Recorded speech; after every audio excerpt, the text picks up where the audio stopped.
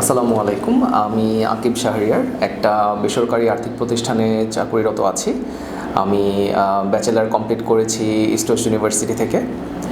তো এখানে আমার ওয়েস্টফোর্ডের সাথে পরিচয় হয় এক কলেজ লাইফের বড় ভাইয়ের থ্রুতে।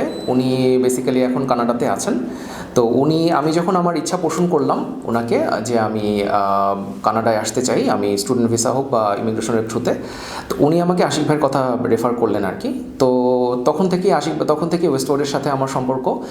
আমার কানাডাতে 2বার রিজেকশন ছিল। আমি এতটাই হতাশ হয়ে পড়েছিলাম যে আমার মনে হয় আর কোথাও হবে না। পরে হুট করে আশিক ভাই আমাকে সাজেস্ট করলেন যে আপনি অস্ট্রেলিয়াতে কেন ট্রাই করছেন না, আমরা তো অস্ট্রেলিয়ার কাজও শুরু করেছি রিসেন্টলি, আপনি অস্ট্রেলিয়াতে কেন ট্রাই করবেন না, আমরা একটা ট্রাই তো করতেই পারি।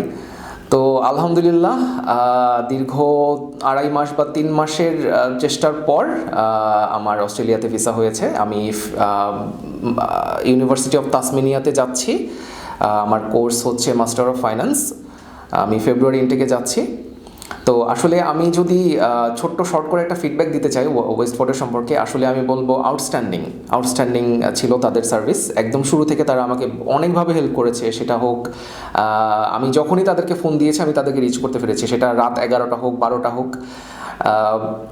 বেশ করে আমার অস্ট্রেলিয়ার সার্ভিসটা পুরোটাই বেসিক্যালি দেখেছে আফ্রিদি ভাই, এখানে আছেন অনেকদিন যাবৎ। উনি আমার কেসটা হ্যান্ডেল করেছেন। তার কাছ থেকে আমি সবসময় হেল্প পেয়েছি।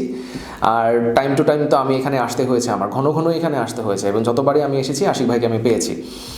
তো আমি ডেফিনেটলি আমার বন্ধু বান্ধব বলি, আমার কলিগদেরকে বলি যারাই বিদেশ গমনে ইচ্ছুক, আমি অবশ্যই ওয়েস্টফোর্ডের নাম আমি রিকমেন্ড করব।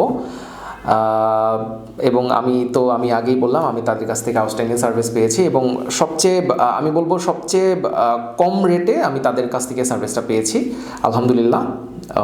এতটুকুই। ভালো থাকবেন। আসসালামু আলাইকুম।